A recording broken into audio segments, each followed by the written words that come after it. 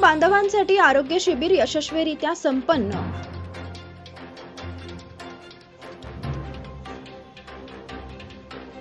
पूरग्रस्त भागातील जीव धोक्यात घालून रिपोर्टिंग करणाऱ्या पत्रकार आणि त्यांच्या कुटुंबातील सदस्यांसाठी सांगलीत आरोग्य शिबिर आयोजित करण्यात आले आहे। सांगली काँग्रेसचे नेते विशाल पाटील आणि राष्ट्रवादीचे जिल्हाध्यक्ष संजय बजाज, शिवसेनेचे सांगली विधानसभा क्षेत्रप्रमुख नानासाहेब शिंदे, शिवसेनेचे उपजिल्हा प्रमुख शंभूराज काटकर, शिवसेना वैद्यकीय मदत कक्षाचे प्रमुख मंगेश चिवटे यांनी आरोग्य शिबिराचे उद्घाटन केले।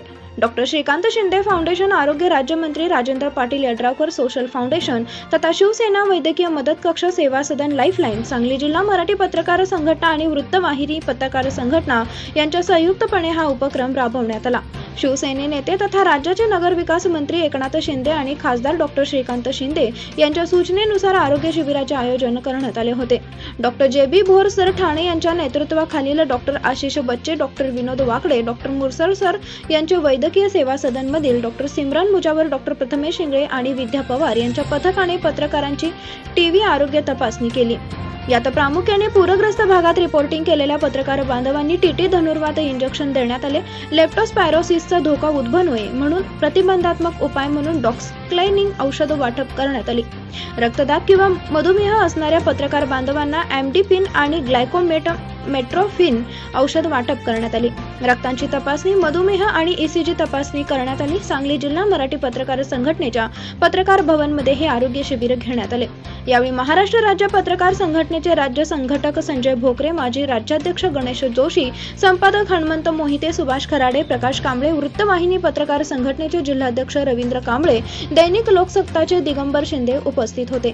यावेळी विविध दैनिकांच्या आणि वृत्तवाहिन्यांच्या पत्रकारांची वैद्यकीय तपासणी करण्यात आली। शिवसेना वैद्यकीय मदत कक्ष आणि डॉक्टर श्रीकांत शिंदे थीम फाउंडेशन कक्षकडून मंगेश चिवटे आणि शिवसेनेचे सांगली विधानसभा क्षेत्र प्रमुख नानासाहेब शिंदे, शिवसेनेचे उपजिल्हा प्रमुख शंभूराज काटकर यांनी या आरोग्य शिबिराचे आयोजन केले होते। ब्युरो रिपोर्ट, ॲडव्हान्स खबर।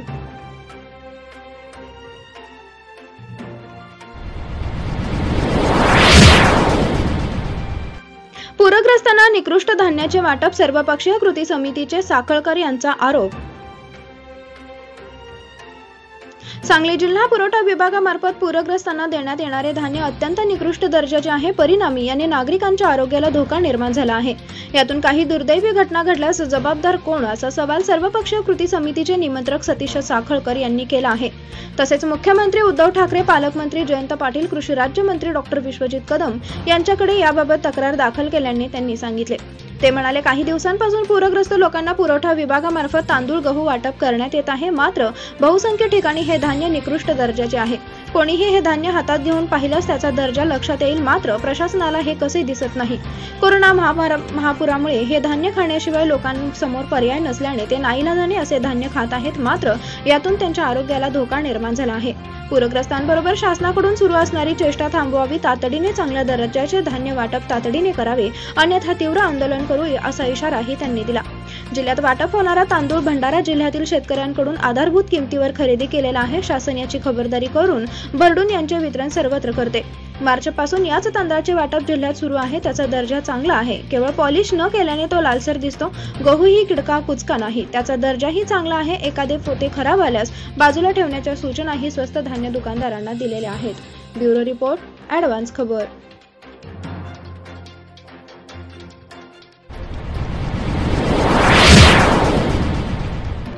अलमट्टी धरण 95% भरले।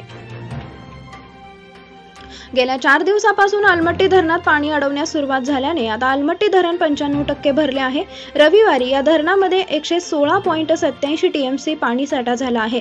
या धरणातून आता 72,601 क्युसेक्स पाण्याचा विसर्ग सुरू आहे। बेळगाव जिल्ह्यात आता पावसाने पूर्णपणे उघडीप दिली आहे। या धरणाची क्षमता 123.08 टीएमसी असून रविवारी या धरणातील पाणी साठा 116.87 टीएमसी आहे। या धरणामध्ये 95,436 क्युसेक्स पाण्याची आवक होती, तर 72,000 601 क्युसेक्स विसर्ग आहे। गेल्या 4 दिवसापासून या धरणामध्ये पाणी अडवण्यास सुरुवात करण्यात आल्याने अलमट्टी धरण आता 95% भरलेले आहे। जिल्ह्यामध्ये गेल्या पंधरवड्यानंतर पावसाने पूर्णपणे उघडीप दिली आहे। शहर परिसरात कडक ऊन पडत आहे। गेल्या 24 तासात सकाळी 8 पर्यंत बेळगाव 2 मिलीमीटर, खानापूर 3.6, रायबाग 1.2, हुक्केरी 0.5, गोकाक 1.1, निपाणी 3.6, चिकोडी 0.8 व कागवाडमध्ये 5.2 मिलीमीटर पावसाची नोंद झाली आहे। ब्युरो रिपोर्ट, ॲडव्हान्स खबर।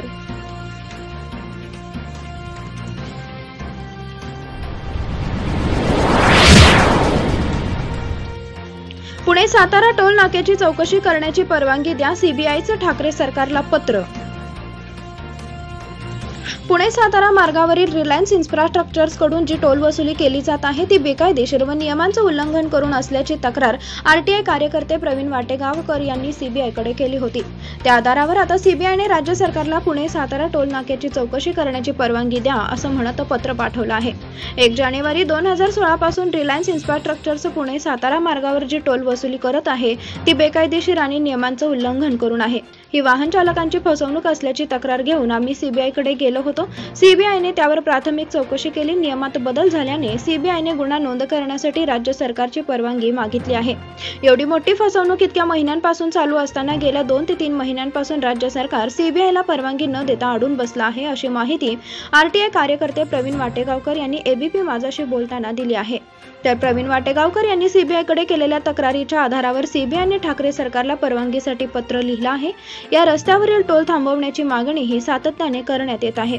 मात्र दरवर्षी त्यात वाढ करून रिलायन्स टोल वाढीचे बक्षीस दिले जात असल्याबाबत तीव्र संताप व्यक्त करण्यात येत आहे। ब्युरो रिपोर्ट, ॲडव्हान्स खबर।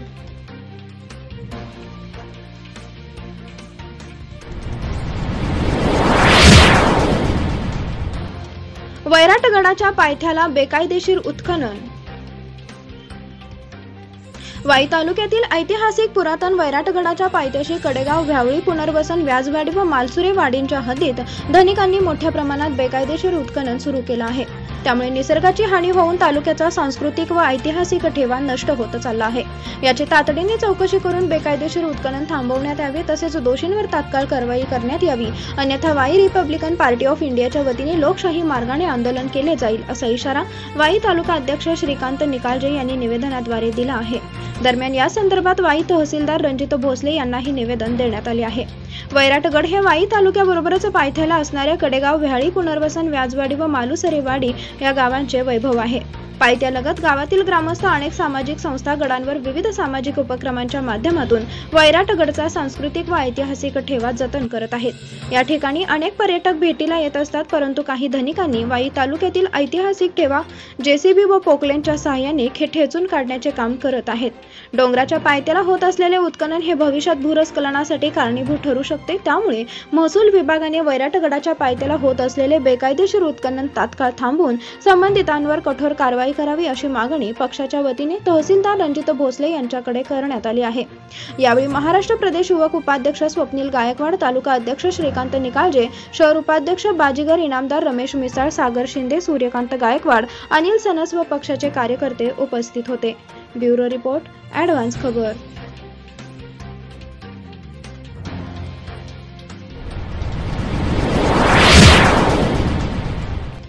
सातारा शहरामध्ये हिव तापाचे रुग्ण वाढले। कोरोनाचा संसर्ग अद्याप अल्प झालेला नाही, तोपर्यंत शहरामध्ये हिवतापांच्या रुग्णांमध्ये वाढ झालेली दिसून येत आहे। त्यामुळे शहरातील विविध रुग्णालयांमध्ये नागरिक तपासणीसाठी येत आहेत। त्यातच डेंग्यू, चिकनगुनिया यांसारख्या साथीच्या रोगांनाही आजार वर काढले आहे।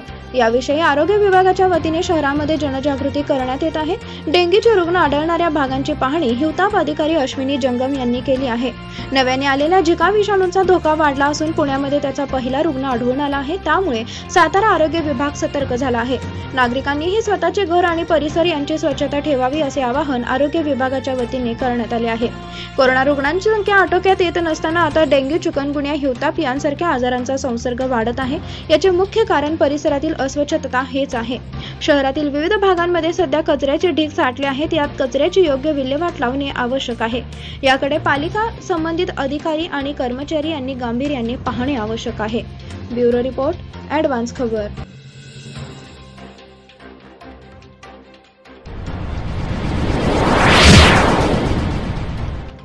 पैशाच्या वाटणीवरून एकाचा धारदार शस्त्राने खून, तिघांविरोधात गुन्हा दाखल.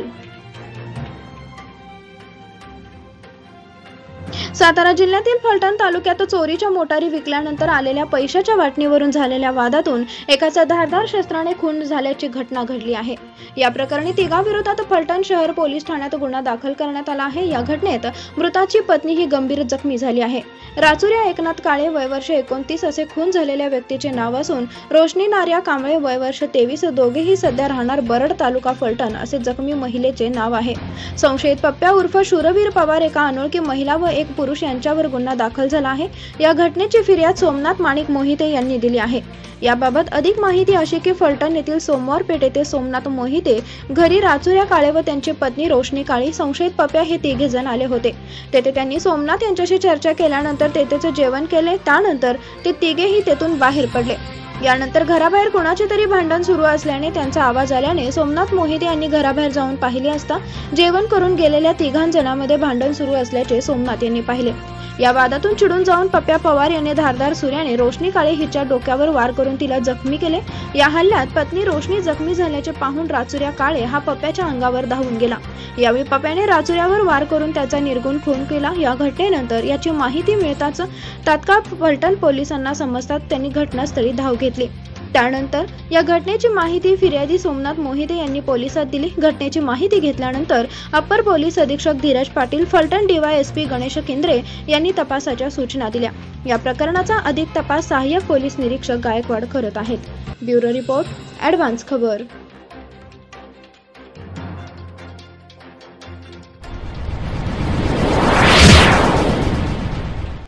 प्रवीण जाधवला आंतरराष्ट्रीय दर्जाचा प्रशिक्षक व प्रशिक्षण देणार रामराजे नाईक निंबाळकर. सरडे तालुका फलटण येथील प्रवीण जाधव या खेळाडूने टोकियो येथे झालेल्या ऑलिम्पिक स्पर्धेमध्ये गोल्ड मेडलपर्यंत मजल मारण्यासाठी प्रयत्न केले. आगामी काळामध्ये होणाऱ्या ऑलिम्पिक व इतर खेळांसाठी प्रवीण जाधवला आंतरराष्ट्रीय दर्जाचे ट्रेनिंग मिळणे आवश्यक आहे. त्यासाठी माजी केंद्रीय कृषी मंत्री व खासदार शरद पवार यांच्या मार्गदर्शनाखाली आपण प्रयत्न करणार असल्याची ग्वाही विधान परिषदेचे सभापती रामराजे नाईक निंबाळकर यांनी दिली. महाराष्ट्र विधान परिषद सभापती रामराजे नाईक निंबाळकर यांच्या लक्ष्मी विलास पॅलेस या फलटण येथील निवासस्थानी प्रवीण जाधव यांचा यथोचित सत्कार आयोजित करण्यात आलेला होता. त्यावेळी रामराजे नाईक निंबाळकर बोलत होते. यावेळी जिल्हा परिषद माजी अध्यक्ष व सदस्य संजीवराजे नाईक निंबाळकर, सुभद्रा राजे नाईक निंबाळकर, विकास भुजबळ यांची प्रमुख उपस्थिती होती. फलटण तालुका व सातारा जिल्ह्याच्या वतीने सातारा जिल्हा मध्यवर्ती बँकेच्या माध्यमातून जाहीर सत्कार करण्याचे नियोजन करणार आहे. फलटण तालुक्यासह सातारा जिल्ह्यातील विद्यार्थी व खेळाडूंना प्रेरणा मिळण्यासाठी प्रवीण जाधव यांचा सत्कार व सन्मान आगामी काळामध्ये करण्यात येणार आहे. फलटण तालुक्यामध्ये मुले व मुलींचे हॉकी, कबड्डी या खेळांसह विशेष खेळांमध्ये उत्कृष्ट प्रशिक्षण मिळवण्यासाठी फलटण येथे प्रशिक्षण केंद्र व उत्कृष्ट दर्जाचे प्रशिक्षक उपलब्ध करून देणार आहे, असेही रामराजे नाईक निंबाळकर यांनी यावेळी स्पष्ट केले. फलटणसारख्या ग्रामीण भागातील खेळाडूंना आगामी काळामध्ये उत्तमोत्तम प्रशिक्षण देण्यासाठी आपण यापुढे कार्यरत राहणार आहोत. फलटण तालुक्यातील सरडेसारख्या गावातून प्रवीण जाधव याने आर्चरी ह्या खेळामध्ये प्रशिक्षण घेतले व टोकियो येथे झालेल्या ऑलिम्पिकमधील पदकापर्यंत मजल मारली. त्याबद्दल फलटण तालुक्यातील सर्व जनतेला त्याचा सार्थ अभिमान आहे, असेही यावेळी रामराजे नाईक निंबाळकर म्हणाले. फलटण तालुक्यातील सरडे येथील प्रवीण जाधव यांनी टोकियो येथे झालेल्या ऑलिम्पिक स्पर्धेमध्ये आर्चरी खेळ खेळून मेडलपर्यंत मजल मारली. प्रवीण जाधव यांची पहिली वेळ असल्याने त्यावेळी त्यांना अपयश आले. पुढच्या होणाऱ्या ऑलिम्पिकसाठी प्रवीण जाधव यांना आंतरराष्ट्रीय दर्जाचे ट्रेनिंग देऊन प्रवीण हे पुढच्या ऑलिम्पिकमध्ये पदक मिळवतील ही खात्री आपणा सगळ्यांना आहे, असे मत संजीवराजे नाईक निंबाळकर यांनी व्यक्त केले. ब्युरो रिपोर्ट, ॲडव्हान्स खबर.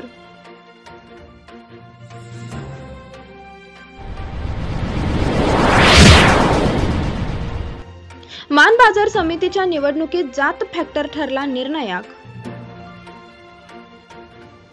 सातारा जिल्ह्यातील एकमेव निवडणूक लागलेल्या मान बाजार समितीच्या निकालाने पक्ष प्रतिष्ठा निष्ठा याला बगल देत मतदारांनी जातीलाच प्रथम पसंती दिल्याचे दिसून आले आहे. यामध्ये सर्वाधिक मतदार हे धनगर समाजाचे असल्याने या मतदारांनी सर्वाधिक धनगर समाजाचे 5 उमेदवार दोन्ही गटांकडून निवडून देत समाजाची एकी व ताकद दाखवून देत आगामी सर्व निवडणुकांसाठी एक नवा इशाराच दिला आहे. हा इशारा नेमका कोणासाठी अथवा कोणा विरोधात आहे हे येणारा काळच ठरवणार असला तरी यापुढे जात फॅक्टरच निर्णायक ठरणार असल्याचे संकेत आहेत या निकालाने दिले आहेत। सातारा जिल्ह्यात एकमेव लागलेल्या मान बाजार समितीच्या निवडणुकीकडे सर्व जिल्ह्यांचे खरं तर लक्ष लागले होते। तोट्यात असलेल्या या समितीची सत्ता गत 5 वर्षापासून आमदार जयकुमार गोरे यांच्याकडे चिठ्ठीद्वारे होती। ती सत्ता यंदाही अबाधित राखत आमदार गोरे यांनी 10 जागेंवर वर्चस्व गाजवत बाजार समिती ताब्यात घेतली। गेल्या 5 वर्षापूर्वी झालेल्या या बाजार समितीच्या निवडणुकीत आमदार गोरे व अनिल देसाई यांच्या मिळून 9 तर शेखर गोरे यांच्या 9 उमेदवारांनी या ठिकाणी विजय मिळवला होता। दोन्हीकडे समान उमेदवार निवडून आल्याने बाजार समितीच्या चेअरमन पदासाठी चिठ्ठी टाकण्यात येऊन यामध्ये चेअरमन पदाची माळ गोरे यांच्या गळ्यात पडली होती। मात्र 5 वर्षात या बाजार समितीमध्ये म्हसवड वगळता फारसा उत्कर्ष असा काही झालाच नाही। आर्थिकदृष्ट्या तोट्यात असलेल्या या समितीकडे निवडणूक घेण्यासाठी पुरेसेही पैसे शिल्लक नसल्याचा अहवाल समितीकडून सादर करण्यात आला होता। तरीही कार्यकाल पूर्ण झाल्यावर एक वेळ मुदतवाढ मिळाली। ती मुदत संपुष्टात येताच कोरोना काळात या समितीच्या निवडणुकीचे रणशिंग फुंकले गेले। बाजार समितीची निवडणूक जाहीर होताच ही निवडणूक आमदार गोरे विरुद्ध महाविकास आघाडी अशीच होईल असाच सर्वत्र सूर आळवला जात असतानाच जागा वाटपावरून महाविकास आघाडीत बिघाडी निर्माण होऊन यातून शेखर गोरे हे बाहेर पडले आणि त्यांनी आपले स्वतंत्र पॅनल जाहीर केले। याचवेळी जयकुमार गोरे यांची सत्ता बाजार समितीमध्ये येणार यावर शिक्कामोर्तब झाले होते। औपचारिकता होती ती निवडणुकीचीच। या निवडणुकीत भाजप रासप पुरस्कार पॅनलला 10 जागांवर विजय मिळाला तर राष्ट्रवादी महाविकास आघाडी पुरस्कार पॅनलला 7 जागांवर विजय मिळवला। तर शेखर गोरे यांच्या पॅनलला एकही जागा जिंकता आली नाही। मात्र त्यांच्या उमेदवारांनी जेवढी मते घेतली त्यांचा फटका सर्वाधिक राष्ट्रवादी पुरस्कृत पॅनलला बसल्याने दोन्ही गोरे बंधूंची झुपी युती एकदम उजेडात आली आहे। तर काही ठिकाणी राष्ट्रवादीतील अंतर्गत बंडाळी समोर आली आहे। ग्रामपंचायत मतदारसंघातून राष्ट्रवादीचे कट्टर समर्थक समजले जाणारे शहाजी बाबर यांना या बंडाचा फटका बसला आहे। शहाजी बाबर हे बाजार समितीमध्ये निवडून आले तर भविष्यात जिल्हा परिषद निवडणुकीसाठी दावेदार ठरू शकतात अशी भीती वाटणाऱ्यांची त्यांच्या विजयाचे दोर कापल्याचा आरोप सध्या होत आहे। तर या बाजार समितीच्या निवडणुकीत 17पैकी 5 उमेदवार हे धनगर समाजाचे निवडून आल्याने या समाजामध्ये फक्त आपला उमेदवार पाहून मतदान केल्याचे स्पष्ट झाले आहे। या निवडणुकीत नोटांचा वापर मोठ्या प्रमाणावर होऊन सुद्धा आपला तो आपलाच म्हणत एकतर्फी मतदान करत या समाजाने दाखवलेली एकी भविष्यात सर्वच मातंबरांना विचार करायला नक्कीच लावणारी आहे एवढे मात्र निश्चित। मान बाजार समितीचे 5 वर्ष संचालक असलेले म्हसवडचे कैलास भोरे यांनी बाजार समितीचे रुपडे पालटण्याचे खरे काम केले आहे। 5 वर्ष विरोधी संचालक राहताना त्यांनी सर्वांना विश्वासात घेऊन म्हसवड येथे बाजार समितीच्या आवारात 58 व्यापारी गाळे उभारत त्या ठिकाणी 58 व्यापाऱ्यांची दुकाने सुरू केली। तर शेळ्या मेंढ्यांसह जनावरांच्या मोडकळीस आलेल्या आठवडा बाजारांची घडी सुरळीत करून बाजार समितीला दरमहा लाख रुपयांचे उत्पन्न सुरू केले। एवढे करूनही त्यांनी या निवडणुकीत पराभव पाहावा लागल्याने अनेकांना त्यांचा हा पराभव जिव्हारी लागला। मान कृषी उत्पन्न बाजार समितीमध्ये 18 सदस्य आहेत। पैकी 17 जागांसाठी निवडणूक संपन्न झाली असून उर्वरित हमाल मापाडी मतदारसंघातील एकमेव जागेसाठी न्याय प्रविष्ट बाब आहे। त्याचा ती जागा राष्ट्रवादीच्या गोट्यातील असून येत्या 12 तारखेला याबाबतचा निकाल लागणार असल्याचे आता 12 तारखेच्या निकालांकडे सर्वांचे लक्ष वेधले आहे। ब्युरो रिपोर्ट, ॲडव्हान्स खबर।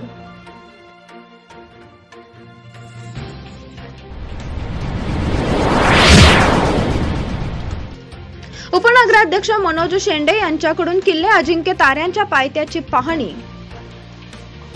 सातारा जिल्ह्यात अतिवृष्टीमुळे 12 जुलैपासून पूरपरिस्थिती निर्माण झाली। शहरातील किल्ले अजिंक्य ताऱ्यांच्या पायथ्याला असलेल्या नागरी वस्तीवर दरड कोसळण्याची शक्यता लक्षात घेऊन उपनगराध्यक्ष मनोज शेंडे, अभियंता दिलीप चिंद्र यांनी विविध ठिकाणची पाहणी नुकतीच केली। किल्ले अजिंक्य ताऱ्याच्या पायथ्याशी असणाऱ्या माचीपेठ, केसरकर पेठ, पॉवर हाऊस, झोपडपट्टी, बोगदा या परिसराला दरड कोसळण्याचा धोका अधिक आहे। वर्ष 2017 मध्ये केसरकर पेठेतील एका घरावर दरड कोसळली होती। बोगदा परिसरातही दरड कोसळली होती। आता झालेल्या अतिवृष्टीमुळे शहरात कुठे धोकादायक स्थिती निर्माण झाली आहे का याची पाहणी उपनगराध्यक्ष मनोज शेंडे यांनी पालिकेच्या वतीने केली। यावेळी शेंडे यांनी माचीपेठ, केसरकर पेठ, पॉवर हाऊस, झोपडपट्टी, बोगदा परिसरातील नागरिकांची चर्चा करून माहिती घेतली। अभियंता चिंद्रे यांनी विविध सूचना देत संकट काळात नागरिकांना पालिकेकडून सहकार्य मिळेल असे आश्वासन शेंडे यांनी नागरिकांना दिले आहे। ब्युरो रिपोर्ट, ॲडव्हान्स खबर।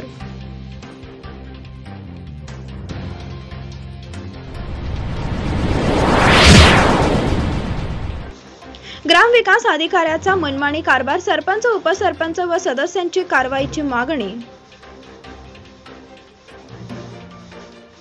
बेलवडे बुद्रुक तालुका कराड येथील ग्रामविकास अधिकारी विलास देसाई यांच्या मनमानी कारभाराविरोधात सरपंच, उपसरपंच व सदस्यांनी गटविकास अधिकारी डॉक्टर बाबासाहेब पवार यांच्याकडे निवेदन सादर केले। ग्रामविकास अधिकारी देसाई यांच्यावर तात्काळ कायदेशीर कारवाई करण्यात यावी अशी मागणी या निवेदनात करण्यात आली आहे।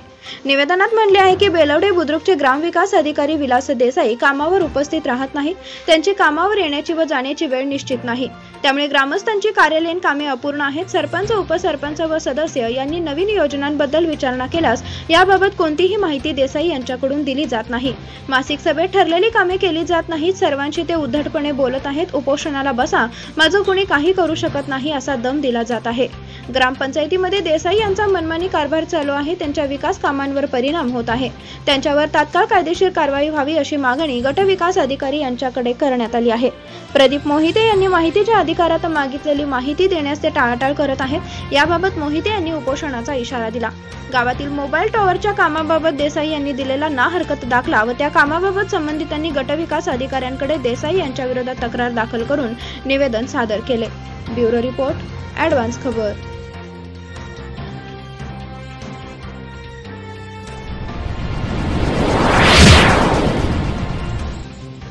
घरपट्टी व पाणीपट्टी माफ करा, माजी नगरसेवक विचार मंचचे पालकमंत्र्यांना निवेदन।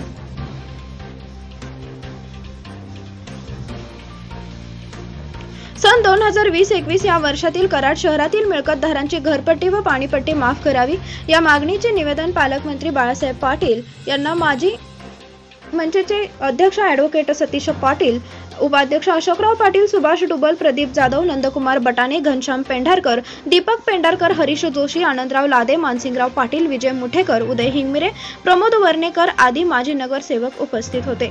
या निवेदनात म्हणले आहे की कराड महानगरपालिकेने 2020-21 या कालावधीमधील घरपट्टी व पाणीपट्टी माफ करावी या मागणीचे निवेदन नामदार बाळासाहेब पाटील यांना देण्यासाठी शहरातील माजी नगरसेवकांनी माजी नगरसेवक विचार मंचच्या माध्यमातून उपस्थित राहावे असे आवाहन मंचचे उपाध्यक्ष अशोकराव पाटील यांनी केले होते।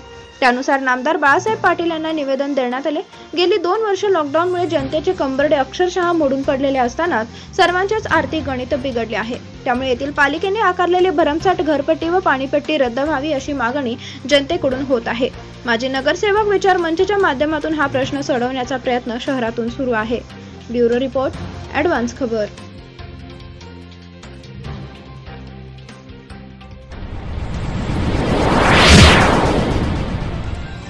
केरळच्या बँकेतील 7.5 किलो सोन्यावर मारला डल्ला, साताऱ्यातून चौघांच्या आवळल्या मुसक्या। केरळ राज्यातील एका बँकेतील तब्बल 3 कोटी रुपये किमतीच्या 7.5 किलो सोन्यावर डल्ला मारल्याच्या गुन्ह्यात 4 जणांना अटक करण्यात आली आहे। केरळ आणि सातारा पोलिसांनी संयुक्त कारवाई करत 4 जणांनी साताऱ्यातील एका हॉटेलमधून ताब्यात घेतला आहे। संबंधित 4ही आरोपींना केरळ पोलिसांच्या ताब्यात देण्यात आला असून त्यांना पुढील तपासासाठी केरळात नेण्यात आला आहे। संशयित आरोपी मागील बऱ्याच दिवसापासून पोलिसांना गुंगारा देत होते। या घटनेचा पुढील तपास केला जात आहे।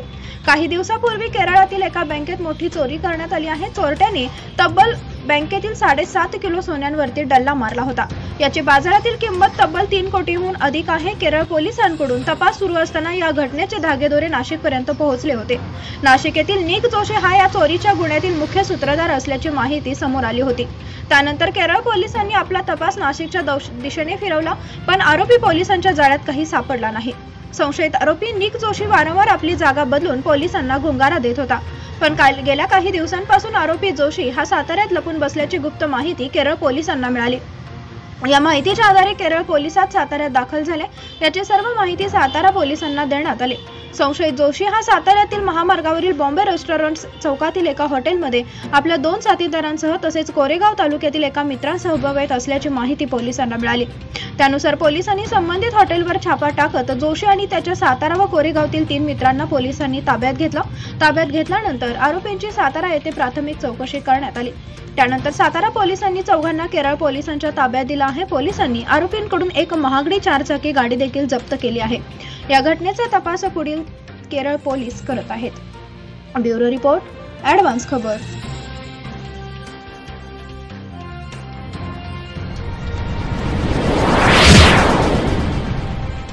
बैलगाडा शर्यतीवर सरसकट बंदी योग्य नाही, मी सरकारशी बोलेन, शिवेंद्रसिंह राजे। राज्यात बैलगाडा शर्यती सुरू व्हाव्यात यासाठी मुख्यमंत्री उपमुख्यमंत्र्यांसह विरोधी पक्ष नेत्यांना भेटून मागणी केली जाईल। या शर्यतीमध्ये शेतकरी वर्ग सहभागी होत असतो। येथे कुणी व्यावसायिक सहभागी होत नाही। या शर्यतीचे ग्रामीण भागांशी एक वेगळं नातं असल्याचं आमदार शिवेंद्रसिंह राजे भोसले यांनी सातारा येथे बैलगाडा शर्यत संघटनेच्या कार्यकर्त्यांशी बोलताना सांगितले। पेटा संस्थेने याचिका दाखल केल्यानंतर महाराष्ट्रातील बैलगाड्या शर्यती थांबल्या आहेत। तेव्हापासून शेतकरी या शर्यती पुन्हा सुरू व्हाव्यात यासाठी धडपड करत आहे, परंतु राज्य शासनाने शर्यती सुरू करण्याबाबत कोणताच निर्णय घेतलेला नाही।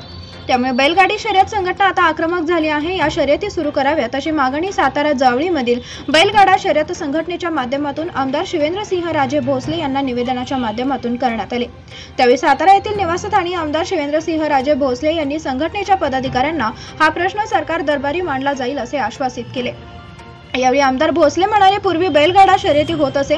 पेटा संस्थेच्या याचिकेनंतर काही निर्णय झाले आहेत, त्यामुळे या शर्यती थांबल्या आहेत। खरं तर बैलगाडी शर्यती हा ग्रामीण भागांशी जोडलेला प्रकार आहे। बैलांना फार जपण्याचे काम शेतकरी करत असतो।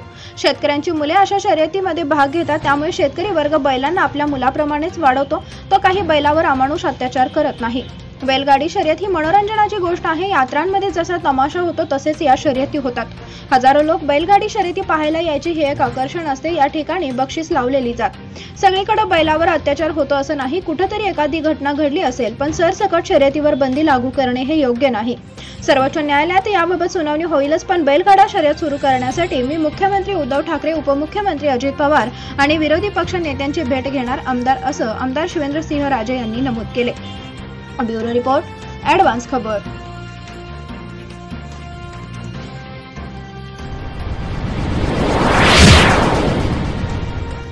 महाबळेश्वर तालुक्यातील झांजवड भागात अतिवृष्टीमुळे अतोनात नुकसान। सातारा जिल्ह्याला अतिवृष्टीचा चांगलाच तडाखा बसला आहे। अतिवृष्टीमुळे जिल्ह्यातील दुर्गम अशा डोंगर माथ्याकडेला असलेल्या गावातील घरे, शेती पिकांचे मोठ्या प्रमाणात नुकसान झालेले आहे।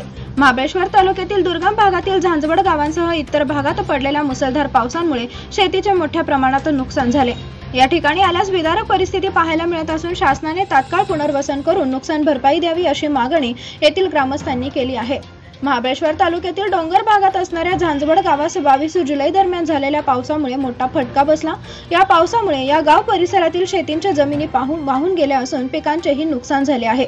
विशेष म्हणजे अजूनही महाबळेश्वर तालुक्यातील झांजवडसह चतुरबेट, दुधगाव, गोरोशी या दुर्गम भागात पावसाच्या तुरळक सरी कोसळत असून शासनाच्या मदतीच्या प्रतीक्षेत नागरिक आहेत।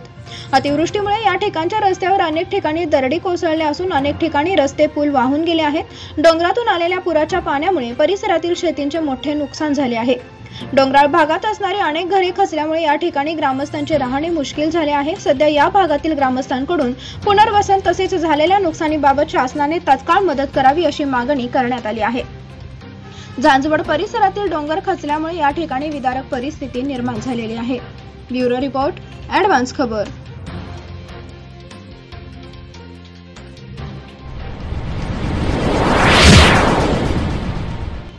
नारायणवाडी दुमदुमली, निवृत्त जवानाची गावानेच काढली वाजत गाजत मिरवणूक।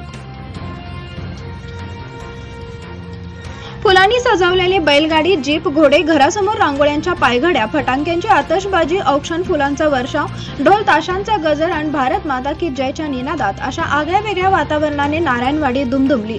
त्याला निमित्त होते गावचे सुपुत्र आणि भारतीय लष्करातील प्रवीण यादव यांची निवृत्ती। देशसेवेनंतर आपल्या गावी परतलेल्या जवानाच्या जंगी स्वागताने जवानांच्या डोळ्याच्या कडा ओलावल्या होत्या। नारायणवाडीमधील येथील जवान प्रवीण मोहन यादव वय वर्ष 17 देशसेवा पूर्ण करून गावी परतले होते। त्यावेळी त्यांचे सपत्नीक अविस्मरणीय स्वागत झाले।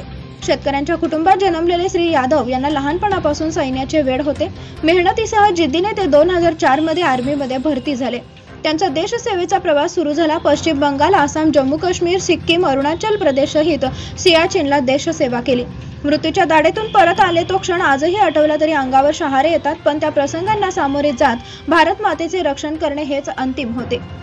अशा शब्दात जवान यादव यांनी सेवेतील अनुभव सांगितले। 17 मराठा लाईट इन्फंट्रीमध्ये ते काम करत होते। सेवा पूर्ण झालेले यादव यांचे गावी जोरदार स्वागत झाले। भैरवनाथ गणेश मंडळाने मिरवणूक काढली। छत्रपती शिवाजी महाराज यांच्या पुतळ्याला पुष्पहार अर्पण करून मिरवणुकीचा प्रारंभ झाला। ढोल ताशांचा गजर, फटाक्यांची आतषबाजी आणि फुलांच्या वर्षावात मिरवणूक झाली। सुवासिनींनी त्यांना औक्षण केले। ग्रामपंचायत सेवा सोसायटी गावातील सार्वजनिक मंडळांतर्फे यादव यांचा सपत्नीक सत्कार झाला। यावेळी सेवानिवृत्त मुख्याध्यापक मुकुंद पन्हाळे, तानाजी देशमुख, दिलीप यादव, रंगराव यादव, जालिंदर यादव यांनी मनोगत व्यक्त केले। सरपंच शकुंतला नलावडे, सोसायटीचे अध्यक्ष महादेव यादव, उपसरपंच रणजित देशमुख, प्रदीप पाटील, सुनील देशमुख, पंडितराव पाटील, दीपक देशमुख उपस्थित होते। कृष्णात यादव यांनी सर्वांचे स्वागत करून आभार मानले। ब्युरो रिपोर्ट, ॲडव्हान्स खबर।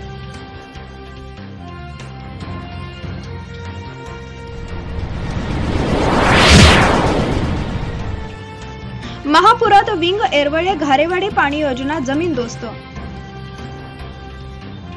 विंग येरवळे परिसरातील यशवंतराव मोहिते कृष्णा कारखाना पुरस्कृत विंग येरवळे घारेवाडी उपसा जलसिंचन योजना अतिवृष्टी आणि महापुरात जमीनदोस्त झाली आहे।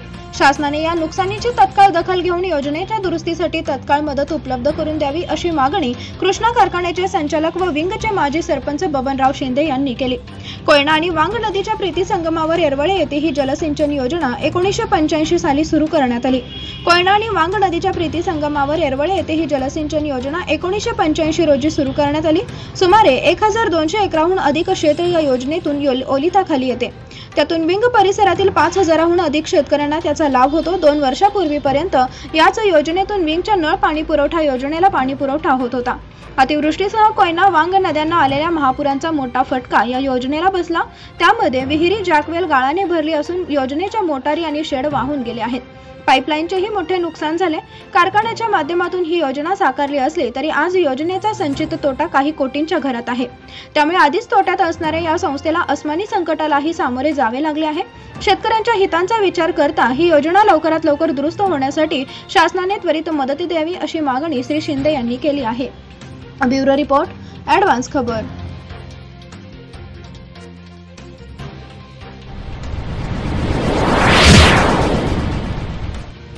ऑलिम्पिकच्या सुवर्ण पदकाबद्दल कराडमध्ये खेळाडूंचा जल्लोष।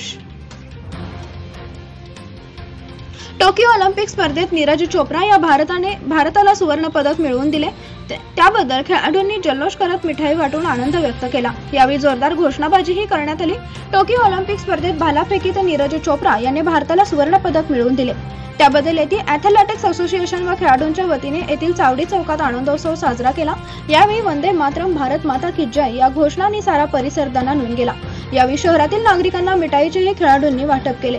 यावेळी ॲथलेटिक्स असोसिएशनचे सचिव संजय वाटवेकर, दिलीप चिंचकर, महेंद्र भोसले, शशिकांत पाटील, अटील पाटील, निरंजन साळुंके, आंतरराष्ट्रीय खेळाडू स्नेहा जाधव, उमेश नलवडे, प्रदीप बंडगर, नरेंद्र लिंबे, अमोल पालेकर, शशिकांत शिंदे, हनुमंतराव यादव, आनंदराव जानूगडे, दत्तात्रय पाटील यांच्यासह अन्य खेळाडू उपस्थित होते।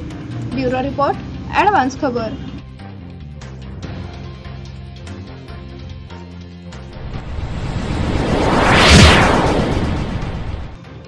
आगाशिव डोंगरातील दरड कोसळली, झुडपात अडकल्यामुळे टळला अनर्थ। आगाशिवनगर तालुका करड लेण्यांच्या परिसरांमध्ये नुकतीच अचानक दरड कोसळली। काही अंतरावर येऊन दरड झुडपांमध्ये अडकली। दरड कोसळताना मोठा आवाज झाला। डोंगरावरती फिरायला गेलेल्यांनी प्रत्यक्ष ही घटना पाहिली आहे। आगाशिवनगर झोपडपट्टीपासून काही अंतरावरील त्रिमूर्ती कॉलनी लगत सह्याद्री व्याघ्र प्रकल्पाच्या कार्यालयावरील बाजूस चूल वैल लोणींच्या जवळ ही घटना घडली। दरड कोसळताना आसपास कोणी नसल्याने व काही अंतरावर जाऊन दरड अडकल्याने पुढील अनर्थ टळला। चूल वैल परिसरातील दरड पडताना मोठा आवाज होऊन धूर निघाला। आगाशिवनगर लेण्यांच्या परिसरामध्ये नुकतीच अचानक दरड कोसळली आहे। वेगाने ही दरड खाली आली व काही अंतरावर थांबली। ही घटना डोंगरावर फिरायला गेलेल्या नागरिकांसमोर घडली। नागरिकांनी तातडीने डोंगरावरून काढता पाय घेतला। गेल्या आठवड्यातच पायथ्याशी असणाऱ्या झोपडपट्टीपासून 300 फुटावर दरड कोसळली होती। ही दरड काही अंतरावर जाऊन थांबल्याने मोठा अनर्थ टळला। येथील पालिकेने तातडीने जिल्हाधिकाऱ्यांना पाहणी करण्याबाबत निवेदन दिले आहे। दरम्यान अचानक दरड कोसळल्याने नागरिकांमध्ये भीतीचे वातावरण निर्माण झाले। दाट लोकवस्ती असलेल्या आगाशिवनगरच्या वरील बाजूचे डोंगर खचल्याने अनेकांची भीतीने गाळण उडाली। झोपडपट्टीपासून काही अंतरावर डोंगराई देवीचे मंदिर आहे। हे मंदिर डोंगर पायथ्याजवळच आहे। गेल्या महिन्यात मंदिरांच्या वरील बाजूने लेणी परिसरातून मोठा दगड येऊन मंदिराला धडकला। यामुळे मंदिराचे किरकोळ नुकसान झाले आहे। मंदिराच्या घटनेमुळे झोपडपट्टीधारक स्वतःला नशीबवान समजत आहेत, कारण झोपडपट्टीलगत संरक्षक भिंत असल्यामुळे डोंगरावरून येणाऱ्या दगडांचा त्यांना कमी धोका आहे. ब्युरो रिपोर्ट, ॲडव्हान्स खबर.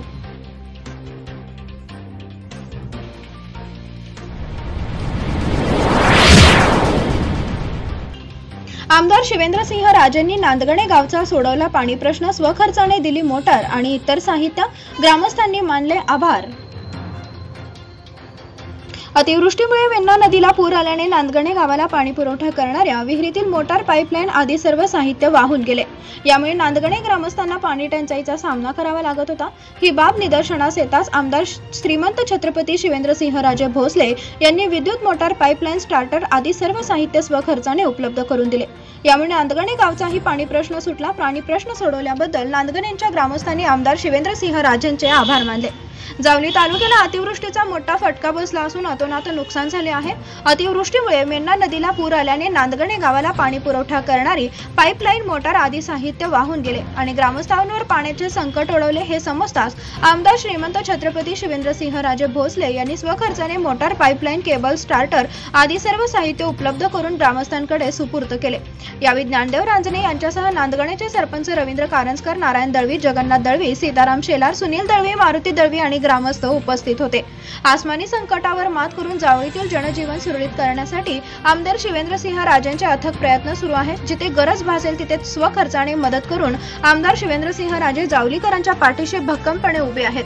अतिवृष्टीमुळे भुतेघर, वाहिटे, नांदगणे आदी ठिकाणी पाणी पुरवठ्याची समस्या निर्माण झाल्यानंतर स्वखर्चाने साहित्य देऊन त्यांनी तात्काळ पाणी पुरवठ्याची समस्या दूर केली.